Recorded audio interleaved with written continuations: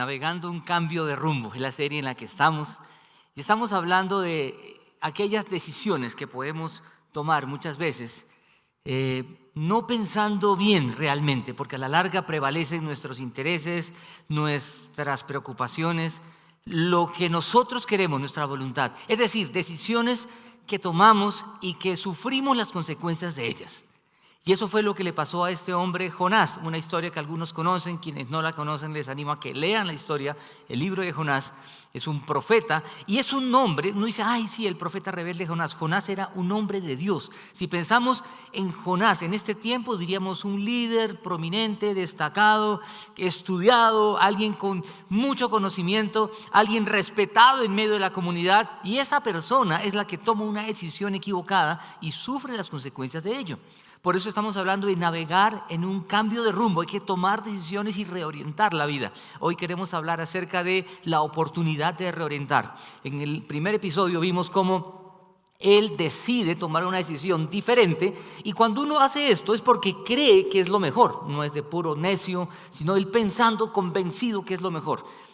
Pero realmente no era así, y sufre las consecuencias de esto, y eso lo vimos en el episodio anterior. Hoy quiero que pensemos y recuerden todo lo que se habló la semana pasada, y quienes se perdieron algún episodio lo pueden encontrar en nuestro canal de YouTube. Pero él sufre las consecuencias de esta mala decisión.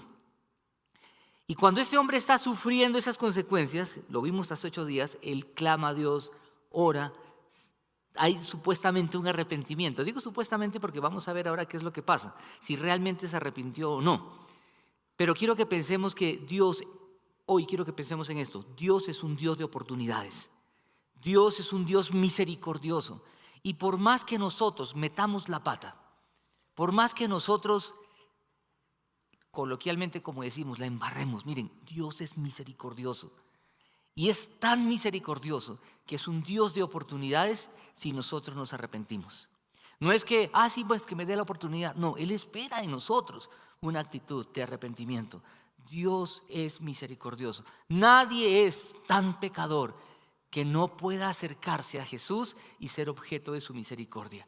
Ahora nosotros, siempre que pensamos en pecados, pensamos cosas escandalosas, asesinar, robar, cosas, sí, el adúltero, el alcohólico empedernido. Miren, hay otros pecados que son igual de graves y que dañan la vida, como el odio, el rencor, la ira, la mentira, la envidia, que es muy sutil, no es tan escandaloso, ¿cierto? Recuerden los religiosos del primer siglo. Todos esos fariseos no eran adúlteros, no eran ladrones que estaban, digamos, escandalosos, aunque algunos sí, echaban mano de las ofrendas, pero no era ese pecado escandaloso, pero eran rencorosos, envidiosos, celosos, llenos de ira contra Jesús. Jesús fue objeto de mucha burla. Jesús fue objeto del odio de esta gente. Lo que quiero que pensemos aquí es que hay pecados sutiles con los cuales podemos disimular de pronto. Por eso creo que aquí se necesita de mucha sensibilidad, porque Jonás, si hubiera estado presente aquí o estaría presente con nosotros, nos diría las razones por las cuales él tomó un rumbo diferente. Y él estaba convencido de eso, porque él decía, Dios es el Dios de nuestro pueblo. Y ese pueblo de los ninivitas, los asirios, eran terribles, despiadados, crueles. Uno lee la historia, eran gente perversa. Gente que podía descuartizar a los pueblos que ellos conquistaban. No solamente se llevaban el botín, sino de verdad hacían trizas a los pueblos que ellos conquistaban. Y uno dice, pero esa gente era de verdad despiadada. Y él decía, yo no puedo creer que esa gente quede en la impunidad. Dígame, ¿usted qué siente cuando algo queda en la impunidad? ¿No le da rabia? ¿Cierto? Vivimos en una sociedad donde hay muchas situaciones que quedan impunes. Y uno dice, no es justo. Pues esa era la actitud de Jonás. Él decía, no es justo, tienen que pagar. Pero por eso él toma una decisión que es contraria a la voluntad de Dios, porque miren, nosotros creo que presumimos conocer a Dios y necesitamos conocerlo más. Y en humildad decir, Señor, necesito conocerte más. Dios le da una oportunidad, por eso hoy queremos hablar de Dios, una nueva oportunidad, y una nueva oportunidad para Jonás.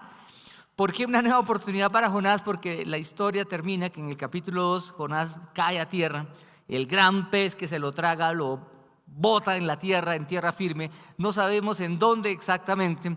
Algunos aquí comienzan ya a especular. Dicen que como estuvo 3 días en el vientre de ese tremendo pez, los jugos gástricos de pronto lo dejaron calvo, sin cejas, asustaba a la gente. No sabemos. No sabemos si era moreno, quedó blanco ahí como Michael Jackson. No sabemos. Sí, todos son simplemente meras especulaciones. Pero fue arrojado, no sabemos tampoco dónde exactamente, pero llegamos al capítulo 3 y dice lo siguiente, una nueva oportunidad. Dice, la palabra del Señor vino, ¿qué dice? Por segunda vez, la segunda vez. Ya la primera, que él no hizo caso, ¿sí? Es la segunda vez. Y me encanta esa sola expresión, la palabra del Señor vino. Esto es palabra de Dios. Y hoy puede ser una oportunidad en que la palabra de Dios venga a nuestra vida también. Y yo puedo recibirla, usted puede recibirla o puede rechazarla. Puede decir, yo ya conozco esta historia, o puede pensar que Dios tiene que decirme hoy a mí. La palabra del Señor vino por segunda vez a Jonás. Y quiero que recuerden también que es como, digamos, lo que pasó. Pero vamos con el versículo 2. Miren, versículo 2 dice, levántate, es lo que dice la voz de Dios, y ve a la gran ciudad de Nínive, la capital del imperio asirio. Estamos hablando de la capital del imperio, ¿sí? Estamos no de cualquier ciudad, la ciudad más importante de ese momento. Y proclámale el mensaje que te voy a dar. Quiero que dimensionemos esto, por favor. Siempre ha habido un imperio de turno, ¿cierto? En la historia, digamos, aquí Asiria era el imperio de turno, Nínive la capital. Dice, proclámale el mensaje, no dice más. Y aquí quiero que comparemos cómo empieza la historia. Miren la comparación de los dos mensajes. En Jonás 1:2 le dice, levántate y ve a la gran ciudad de Nínive, a la derecha de la pantalla, y proclama contra ella que su maldad ha llegado, ¿qué? Hasta mi presencia. Ese era el mensaje. No es un mensaje que dice, arrepiéntete. No está, ojo con eso. Es diferente cuando alguien le dice, arrepiéntete de esto. Aquí no, acá le está diciendo, tu maldad ha llegado hasta mí. O sea, es un mensaje de esos que no le gusta a nadie. Está señalando, esto, tu maldad ha llegado hasta mi presencia. Y aquí solamente dice, proclame el mensaje. Más adelante vamos a ver cuál es el mensaje, pero a la larga es el mismo. Pero lo que quiero que notemos, que es un mensaje de juicio. No es un mensaje de como el papá que le dice al hijo, hijo, corrígete porque si no vas a tener consecuencias. Antiguamente diríamos, te doy pau pau. Y mucho antes diríamos, te doy fuerte venteado, ¿cierto? Eso ha ido cambiando. Ahora te voy a disciplinar. No estamos hablando del tema de la disciplina. Lo que quiero decirles es que una desobediencia tiene consecuencias, en pocas palabras. Aquí no le está diciendo eso, le está diciendo tu maldad. Y vean lo que sigue. Jonás se levantó, se encaminó a Nínive, y vean la diferencia, ahora sí se va a Nínive. La primera vez se fue ¿a dónde? ¿Se acuerdan? Huyó a Tarsis, ¿sí? Otra ciudad muy lejos, como el Señor le ordenó. Nínive era una ciudad tan grande que necesitaban 3 días para recorrerla. Algunos comienzan a especular aquí 3 días, ¿cuánto uno puede caminar en un día? Si dicen que en 1 hora uno camina 4 kilómetros, en 8 horas 32. Mire, son puras especulaciones, no sabemos. Algunos pueden decir que 3 días para recorrer el muro, o sea, la ciudad amurallada. No, 3 días para recorrerla aún con las aldeas aledañas, no importa. Miren, lo que estamos diciendo es que él se demoró recorriendo. Pero quiero que puedan ubicar un poquito el mapa. Miren, quiero que vean este mapa. Miren dónde está Jope. Jope está en lo que ahora es Israel, digamos. Él de Israel se va a Jope. Dios le dice en el capítulo 1, ve a Nínive. Nínive está hacia el nororiente, norte, sur, oriente, occidente, al nororiente, donde lo que hoy sería Siria, digamos, más arriba, Turquía, ¿sí? Más o menos unos 800 kilómetros de Jope a Nínive. Pero él, en el capítulo 1, huye a Tarsis, por allá, bien al occidente, ¿cierto? Por allá donde ¿qué? Sería la península ibérica, cruzando casi todo el Mediterráneo. 4.000 kilómetros casi, ¿se imaginan eso? Tremenda distancia. Bueno, ahora ya en esta época ya hay cruceros que hacen eso, ¿cierto?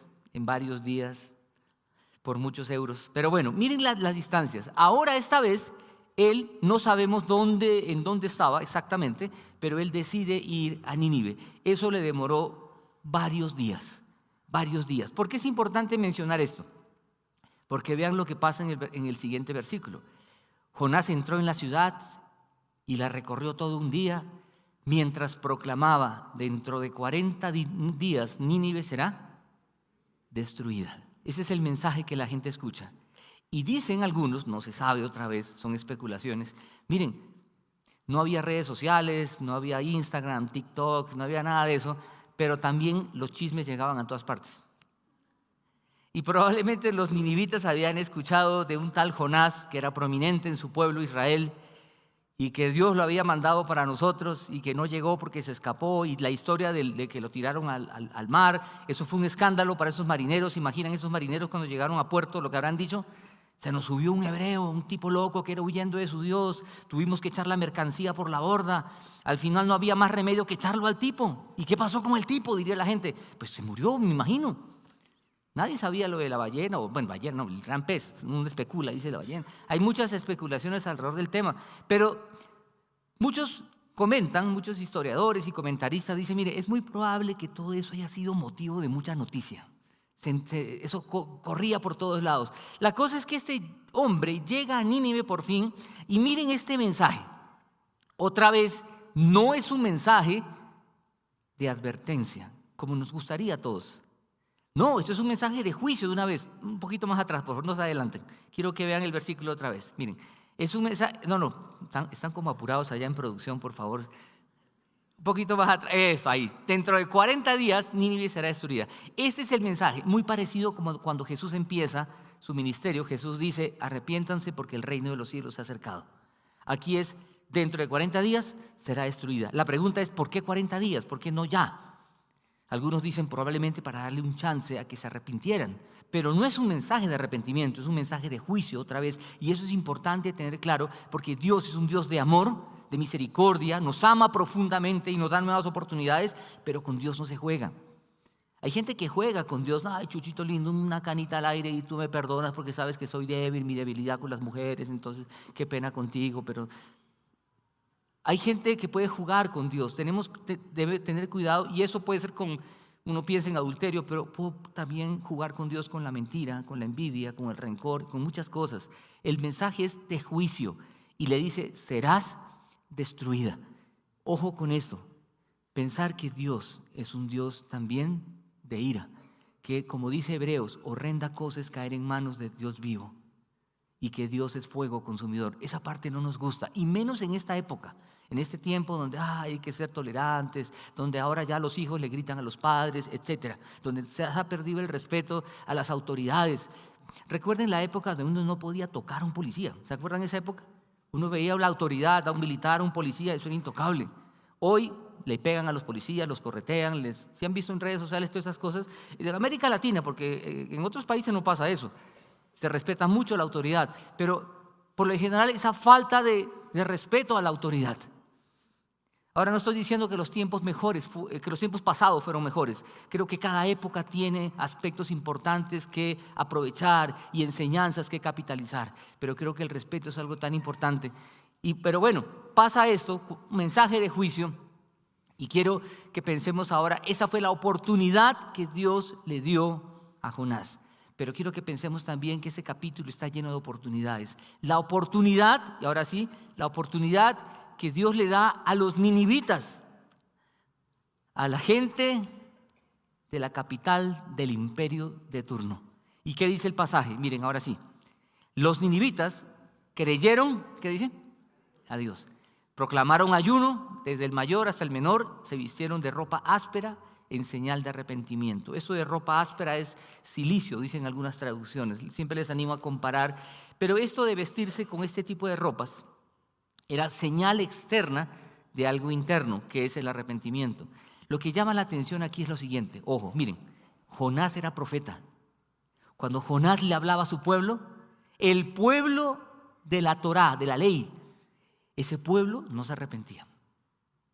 El pueblo de Dios durante esta época fue rebelde. Lean el libro de los reyes. Se levantó un rey que no hacía lo grato a los ojos de Dios. Se levantó otro rey, hizo lo malo ante los ojos de Dios. Un rey tras otro, y hacían lo malo ante los ojos de Dios. Era la época en que estaban divididos: Israel, Judá al sur, Israel al norte. 19 reyes, 20 reyes, 8 buenos. Y acá ninguno en Israel, ninguno. Todos hicieron lo malo. Uno podría decir, Jonás fue un profeta fracasado porque le habló al pueblo y ese pueblo, esos reyes, no se arrepentían.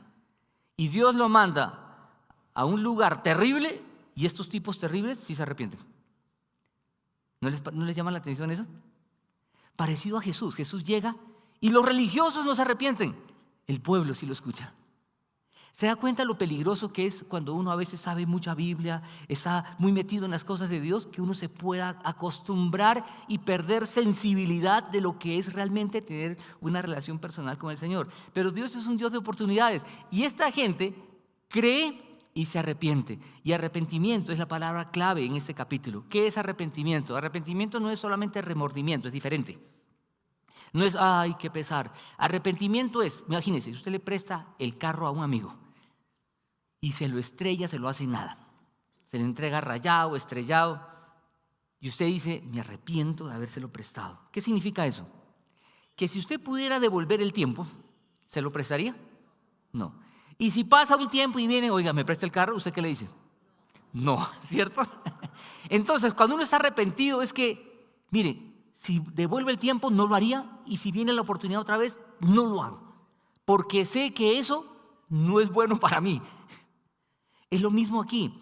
El que está arrepentido dice, si yo pudiera devolver el tiempo, no lo quiero hacer. Por eso hay un dolor. Si yo robé, fui adúltero, mentí, lo que sea, mire, eso me trajo terribles consecuencias. Si yo pudiera devolver el tiempo, no lo hago. Y cuando venga la oportunidad, no lo voy a hacer. No lo voy a hacer. Cada vez que tenga la oportunidad de pronto de contestar, si soy iracundo y no tengo dominio propio de contestar, no voy a contestar mal. Me voy a morder la lengua porque cuando yo hablo digo estupideces y lastimo a la gente. Entonces no quiero porque sé que las consecuencias de esto. El arrepentimiento, por tanto, es un cambio de mentalidad al pensar que lo que quiero hacer es algo distinto. Arrepentimiento es un cambio del corazón, girar totalmente una transformación. Miren, por eso es que pensar que esta gente, que era terrible, se arrepintió y dio señales externas de arrepentimiento. Y esto de señales externas no significa que nosotros tenemos que andar vestidos igual. ¿Saben? Cuando una persona está arrepentida, se le nota en la vida. Porque va a inspirar eso, arrepentimiento. Pero miren, no solamente pensar en esta oportunidad, quiero que pensemos que es una nueva oportunidad. Este capítulo está lleno de oportunidades. Una nueva oportunidad para el rey. Cuando hablo del rey, estamos hablando de la persona más poderosa de ese momento. ¿Se imagina eso? Piense hoy, ¿quién sería hoy el hombre más poderoso del mundo? Se puede imaginar porque hay muchas cosas, pero estamos hablando de un tipo poderosísimo. Y en esa época era un imperio muy grande, dominaba el mundo. Y este hombre, no mencionan el nombre, como diciendo, el autor dice, no es importante el nombre, es importante lo que pasó y lo que hizo. Miren, este hombre dice lo siguiente el pasaje. Cuando el rey de Nínive, otra vez, el hombre más poderoso de ese momento, se enteró del mensaje, uno ahí pregunta, ¿cómo se enteró? Las noticias vuelan, ¿cierto? Sobre todo las malas, llegan muy rápido. Se enteró del mensaje de que Nínive sería destruida en 40 días. Otra vez, no es un mensaje de advertencia, es un mensaje de juicio. Dice, se levantó. Noten, y le subrayé los verbos, se levantó de su trono, se quitó su manto real, se vistió con ropa áspera y se sentó sobre. ¿Se imaginan esto? El hombre más poderoso del mundo de ese momento haciendo esto. Esto en una sola palabra, ¿qué es? Arrepentimiento y humildad. Algo que nos impide arrepentirnos es el orgullo. Él no se enorgulleció y dijo, esta es mi... Miren, es muy gráfico levantarse y abandonar su trono. Abandonar sus vestiduras, su atuendo, bueno, como diríamos hoy, su outfit, ¿cierto? Se quita de esto, como diciendo, no me interesa, esto es, miren, este trono y esta ropa, este puesto, me hace pensar lo que cuando Pablo dice, todo lo que tengo es basura. Si de algo tengo que ostentar, dice, todo lo tengo, y la palabra es muy, muy fuerte, dice, lo tengo por estiércol con tal de conocer a Cristo. Lo que está mostrando aquí este hombre, que tenía muchos motivos de orgullo de pronto y de presunción, lo que hace es humillarse, salir de su situación, de su rol, decir, yo soy un pecador. Y miren, estamos hablando de gente cruel otra vez, pero que se arrepienten. El arrepentimiento implica dejar esas cosas, a las cuales yo me aferro. Porque muchas veces eso me impide doblegar mi corazón. Uno de los problemas más tenaces en el corazón humano es la falta de humildad. Nos falta humildad en la relación de pareja, por eso peleamos tanto. Porque se ha puesto a pensar, los casados, uno cree tener la razón, entonces pelea. Le pasa eso con la familia extendida, con los compañeros de trabajo, de estudio, en la iglesia. El terrible problema de pensar siempre yo tengo la razón, y es nuestro pecado que nos lleva a pensar esto. La reacción de este rey no fue, ¿quién dijo eso? ¿Quién se atreve a decir que el imperio será destruido en 40 días? No organizó el ejército, no puso gente en la muralla. No, lo que dijo es... Ahora, muchos especulan otra vez. Dicen, miren, ellos se asustaron porque cuando escucharon lo de Jonás en alta mar y los marineros y contaron todo ese cuento, todo eso debió haber llegado y se asustaron. Además, la apariencia de Jonás, no sabemos. Miren, pero como quiera que sea, Jesús resucitó de los muertos, si queremos pensar en señales. Y hay mucha gente que no cree. Muchos piensan que los milagros hacen que la fe se alimente. No es así. Los discípulos vieron muchos milagros y Jesús les dijo que eran duros de corazón. El pueblo de Israel, el pueblo de Dios, vivió muchos milagros en el desierto. ¿Se acuerdan? ¿Se acuerdan del milagro, el que se abre el mar rojo? ¿Se imaginan ustedes ver que se abre el mar? ¿Sí? Se van, no sé, a Coveñas, a Cartagena, a Santa María, y que el mar se abre y se camina. ¡Uy! Tremendo milagro. Y en pleno desierto tienen sed, el milagro de agua de la roca, pan del cielo. ¿Se han puesto a pensar eso? Oiga, son milagros. Yo sé que muchos dirían, si yo hubiera vivido esos milagros, mi fe sería muy fuerte. No, los milagros no alimentan la fe. La fe es por el oír y el oír es por la palabra de Dios. La cosa es que esta gente se arrepiente y vean lo que pasa. Esto es interesante. Sigue, son solo 10 versículos, pero miren. Dice, luego mandó que se pregonara en Nínive por decreto del rey de su corte. Ninguna persona o animal, ni ovejas, ni vacas probará alimento alguno, ni tampoco pastará ni beberá agua. Oiga, terrible, duro. Si usted fuera del pueblo y dice, no, ese rey tan bobo creyéndole a ese profeta que dice que se lo comió un gran pez, cuentos chimbos raros. Yo imagino a mucha gente diciendo que está loca, como cuando nosotros nos dijeron nos van a encerrar en la pandemia. Y si nos van a encerrar, olvídese. ¿Cierto que si nos cuentan lo de la pandemia nadie lo cree? Aquí hay algo parecido, que Nínive va a ser destruida. Papá, estamos hablando de Nínive, la capital del imperio. ¿Y que va a ser destruida porque un tipo de un pueblito ahí todo chichipato viene a decirme estas cosas? No. Pero no, el rey manda esta orden. Y dice que este ayuno, me llama la atención porque un ayuno de animales, ¿te imaginas esto? Uno dice, no, el tipo se descocó porque que los animales van a ayunar. Y vea lo que sigue, el versículo 8. Lo siguiente, dice, personas y animales vestirán de telas ásperas, o sea, no solo las personas, y clamarán a Dios con todas sus fuerzas. Ordena a sí mismo que cada uno se convierta de su mal camino y de sus hechos violentos. Esto es muy clave. Se convierta de su mal camino, y estamos hablando de gente que no era el pueblo de Dios. El pueblo de Dios más bien no hacía esto. Quienes debían hacerlo no lo hacían. Y estos sí lo hacen. Algunos se ponen a pensar aquí, oiga, ¿cómo habrá sido de terrible que la gente clame? Bueno, uno se pone de rodillas y clama, Señor, pero que los animales, ¿qué pasa? Dicen muchos, si usted a los animales no les da alimento y no les da agua. ¿Se imagina eso? ¿El animal qué hace? ¿Usted se imagina los bramidos, los balidos, los gritos de esos animales pasando hambre? Yo tengo un perro chiquito, si a veces no le dan comida, se comienza a... ¿Sí? ¿Se ha puesto a pensar en eso? O sea, ¿cómo sería el bullicio en la capital del imperio? Los animales gritando y todo. Esos animales no gritaban clamando a Dios, clamaban por hambre, ¿sí? Gritaban, esos bramidos y balidos eran de sed, de hambre. Pero la gente, yo creo que hasta se asustó de que en el pueblo hubiera todo ese ruido. Pero el propósito del rey era que la gente se arrepintiera. Arrepentimiento tiene que ver con esto, con clamar a Dios, con convertirme de mi mal camino, reconocer que estoy haciendo mal. Una oportunidad para esta gente. Y miren lo que continúa, versículo 9. ¿Quién sabe, dice el rey, tal vez Dios cambie de parecer y aplaque el ardor de su ira y no perezcamos? Este hombre no conocía del Señor. No sabía muy poco, lo que había escuchado por referencia. Pero otra vez, no era un rey del pueblo de Dios, no era un rey que había sido criado en la tradición oral de la ley, no. Pero él piensa en su poca fe y dice, tal vez. ¿Y saben qué pasa? Versículo 10, dice lo siguiente. Al ver Dios, y esta parte es preciosa, miren, al ver Dios lo que hicieron, y aquí es lo que quiero que pensemos, ¿qué es lo que Dios ve que nosotros hacemos? Al ver Dios lo que hicieron, esta gente cruel, impía, perversa, al ver lo que hicieron, es decir, que habían abandonado, ¿qué cosa?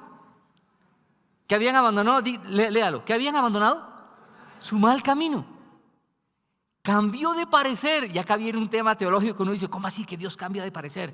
Dios cambiando de parecer, la Biblia dice que Dios no es hombre para que mienta, ni hijo de hombre para que se arrepienta. ¿Cómo así que Dios cambia de parecer? Y no llevó a cabo la destrucción que había anunciado. Quiero decirle algo, Dios no es hombre, como hemos dicho, y va a cambiar el arrepentimiento del cual Dios espera, o que se dio en este texto, que eso sería un avivamiento, como dirían en otros momentos. Y ojalá pasara eso muchas veces, que pueblos enteros, naciones digan, vamos a clamar a Dios y arrepentirnos de nuestra maldad. Es un cambio abandonando el mal camino. Esto en cuanto a Dios es lo que dirían muchos teólogos un antropomorfismo, es decir, una forma humana para que nosotros podamos entender. Como esto también, al ver Dios, ¿Dios ve? ¿Dios tiene ojos? ¿Dios tiene manos? No. Son maneras de hacernos entender a nosotros, como niños chiquitos, que Dios percibe una realidad. Y Él se dio cuenta que esta gente cambió. Y cuando dice que Dios cambió de parecer, es que Dios se deleita cuando nos arrepentimos y cambiamos nosotros de vida y Él no ejecuta su juicio con nosotros. Yo sé que muchos psicólogos dirán, no hable de castigo porque eso traumatiza y todo lo demás. Pues yo creo que muchos seríamos traumatizados aquí porque nos criaron así. No estoy diciendo tampoco otra vez que eso es lo mejor. Lo que quiero decirles es que en la Biblia aparece un Dios que es un Dios de oportunidades y de misericordia, pero también es un Dios de juicio. Y este pueblo se arrepintió ante el mensaje de Jonás. Y quiero que leamos Nahum, y vamos a ir para Nahum en 2 semanas, porque Nahum es otro profeta que le habla a este pueblo. ¿Y sabe lo que pasa? Escuche, no, mejor no. Espere, no se pierda los siguientes episodios de lo que pasó con Nahum, o léalo. Pero miren, hemos visto una nueva oportunidad para Jonás, una nueva oportunidad para el pueblo, los ninivitas, una nueva oportunidad para el rey, el hombre más importante. Se humilla. Pero quiero que pensemos también que este texto nos habla de una nueva oportunidad para nosotros, porque nosotros también somos pecadores. Y cada uno puede de pronto decir, yo he leído esa historia, yo estoy viejo en la fe, tengo años de seguir a Jesús. La cosa que hoy ya estoy viejo, hay gente que dice, yo tengo tantos años. Mire, Jonás era otro viejo en la fe. Quiero que pensemos en una oportunidad para nosotros. Hay un proverbio que creo que resume la enseñanza de este capítulo. ¿Sabe cuál es? Proverbio 28:13 dice lo siguiente: quien encubre su pecado, ¿qué dice? Jamás prospera.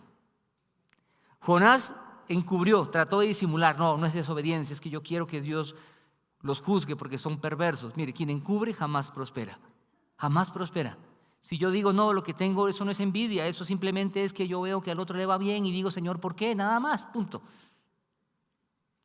Y disfrazo incluso hasta el robo. Yo no he robado, simplemente estoy tomando algo. Miren, recuerdo un hombre que la empresa para él trabajaba lo explotaba literalmente. Y cuando él tuvo oportunidad de coger un dinero, lo cogió. Y cuando le dijeron, eso es robo, él dijo, no, estoy cobrando apenas un poco de lo que me deben. ¿Qué tal eso? Quien encubre su pecado, y ¿saben qué es lo peligroso? Y por eso debemos orar, que en nuestra mente pecadora, porque somos dañados, podemos disfrazar, racionalizar, normalizar la maldad y justificarla. Y ahí es que cuando más sabemos, más podemos cometer este error como lo hicieron los fariseos. Conociendo la verdad, más bien juzgaron a Jesús. Quien encubre jamás prospera, pero quien lo confiesa, como los ninivitas, como el rey, y lo deja, ¿qué pasa? Alcanza misericordia. ¿Queremos alcanzar misericordia? Para navegar un cambio de rumbo, para reorientar la vida, tiene que haber arrepentimiento. Si no me arrepiento, lo que voy a vivir no voy a prosperar. Este mundo habla mucho de prosperar, ser prósperos. Miren, ¿qué es prosperidad? Prosperidad es vivir de acuerdo a la voluntad de Dios y que aún en medio de dificultades y desafíos de la vida puedo vivir en paz porque mi vida está en sus manos. ¿Saben? Hay un hombre en la historia, Martín Lutero, ¿lo han escuchado? El 31 de octubre recordamos que en 1517, recuerden, 31 de octubre de 1517, un monje alemán llamado Martín Lutero clavó sus 95 tesis en las puertas del palacio de Wittenberg y eso le ocasionó a él problemas tremendos, por decir la verdad. Lo quisieron matar y de todo. Dentro de esas 95 tesis, la primera tesis dice lo siguiente: cuando nuestro Señor y Maestro Jesucristo dijo arrepentíos, quiso que toda la vida de los creyentes fuera arrepentimiento. Para este hombre el arrepentimiento era un proceso continuo en la vida que lleva a una transformación que no depende de meras prácticas rituales externas, sino de una sincera actitud de cambio que conlleva a una auténtica relación con Dios. Él protestó contra esas prácticas religiosas de su época, prácticas religiosas que el hombre suele tener en diferente tiempo. Saben que por naturaleza nos gustan las reglas y comenzamos a pensar en reglas. Qué bueno que una persona, si tú estás por primera vez, quiero decirte, caminar con Jesús es lo mejor de la vida y tú puedes hoy reorientar tu vida. Y si tenemos años también de conocer a Jesús, evaluar en qué aspectos tengo que reorientar la vida. Porque el corazón humano es tan dañado. Por eso la palabra de Dios nos advierte que perverso es el corazón humano. ¿Quién lo conocerá? Tenemos que tener mucho cuidado. El arrepentimiento es casi que un estilo de vida. Continuamente estoy evaluándome y pensando que tengo que cambiar, que tengo que corregir, dónde tengo que reorientar la vida. Por eso lo que me encanta de esta serie es pensar navegando un cambio de rumbo de manera continua en la vida. En cada momento cuando me encuentro con el Señor y su palabra, comenzar a orar y pensar, Señor, ¿estoy bien en esto? Miren, por eso a manera de conclusión, yo quiero ponerles algo aquí en pantalla y ojalá nos ayude a sintetizar lo que este capítulo nos enseña. Dios es misericordioso y provee oportunidades. Busca al Señor y evalúa tu vida con honestidad. Revisa si hay algo que debes reorientar, algo incorrecto por corregir, algo en lo cual tu voluntad prevalece y debes arrepentirte. El arrepentimiento es clave para ver cambios profundos del corazón y disfrutar la vida que Él quiere para nosotros. Y una pregunta para reflexionar, y ojalá lo hagamos en oración delante de Dios: ¿de qué tienes que arrepentirte? ¿Tienes algo de qué arrepentirte? Y otra vez, de pronto aquí no hemos cometido pecados escandalosos, pero saben, los pecados sutiles, como los que hemos mencionado, son tan nocivos como los otros y destruyen la vida, y por eso a veces no avanzamos y no crecemos. Jesús murió en la cruz para que tú y yo podamos vivir una vida diferente. Vamos a orar, acompáñenme a orar. Señor Jesús, queremos buscarte con todo el corazón en este momento, con todas nuestras fuerzas, y decirte, Señor, queremos vivir como tú quieres que vivamos. Y cuando vemos esta historia de gente muy perversa que se arrepiente, Señor, queremos ser nosotros de los que también se arrepienten, no como tu pueblo en aquella época que no se arrepintió. Señor, hoy somos tu pueblo. Queremos arrepentirnos y vivir delante de ti con esa actitud de evaluar la vida y decirte en cada tiempo especial contigo, de oración y con tu palabra, revisar la vida y pensar, Señor, ¿hay algo que debo arrepentirme? Con mi esposa, con mis hijos, en cuanto a mi dinero, en cuanto a mis pensamientos, en cuanto a mi relación conyugal, en cuanto a la relación con mis padres, con mis vecinos, con otros en la iglesia, vecinos. Padre, que podamos tener la sinceridad, la honestidad para revisar la vida contigo. Quiero que sigamos orando, por favor. Aproveche estos momentos para orar. De pronto hoy se levantó muy de afán y no tuvo un momento para orar. Yo lo invito a que en estos segundos o minutos que cerremos nuestros ojos y aproveche estos momentos para orar. Que cada uno pueda encontrarse con el Señor. y decirle: Señor Jesús, de esta historia quiero aprender a vivir un verdadero arrepentimiento. Y pídale en oración: Señor, revisa mi corazón y ayúdame en honestidad pensar en qué debo reorientar mi vida.